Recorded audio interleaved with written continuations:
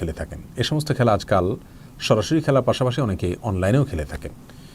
নিছক সময় কাটানোর জন্য যদি এই সমস্ত খেলাধুলো করা হয়, সেখানে যদি কোনো প্রকার পারস্পরিক আর্থিক লেনদেন না হয়, ইসলামের শরীয়তের দৃষ্টিকোণ থেকে এ সমস্ত খেলাধুলা জায়েজ নাকি না জায়েজ সে বিষয়ে আজ আমরা কথা বলবো ইনশাআল্লাহ বিইذনিল্লাহ। শুরুতেই যে কথাটা বলে রাখতে চাই তা হলো, একজন মানুষের স্বাভাবিক বিকাশের স্বার্থে সাধারণ খেলাধুলা এবং সুস্থ বিনোদন বা চিত্ত বিনোদনের বিষয়টিকে ইসলামী শরিয়া অ্যালাউ করে বিশেষ কিছু শর্ত এবং মূলনীতির আলোকে। সে সকল মূলনীতি এবং শর্তকে খেয়াল করে যদি আমরা কোনো খেলাধুলা করি, কোনো বিনোদনের পন্থা অবলম্বন করি, তাহলে ইসলামী শরিয়ার দৃষ্টিকোণ থেকে সেটি নিষিদ্ধ নয় বরং অনুমোদিত। সে সমস্ত মূলনীতিগুলো কী কী, যেগুলোর ভিত্তিতে আমরা খেলাধুলা করতে পারি, সে বিষয়ে আমরা আলোচনার শেষাংশে কথা বলবো ইনশাআল্লাহ বিইذনিল্লাহ। শুরুতে আমরা দেখে নিই যে সমস্ত খেলাগুলো নিয়ে আমরা কথা বলছিলাম, সে সমস্ত খেলাধুলা সম্পর্কে কোরআন এবং হাদিসে সরাসরি কোনো কথা বলা আছে কিনা। এ বিষয়ে মুওয়াত্তা মালিক এবং সুনানে আবু দাউদ একটি হাদিস বর্ণিত হয়েছে, যেটি বর্ণনা করেছেন আবু মুসা আল আশআরী রাদিয়াল্লাহু তাআলা আনহু।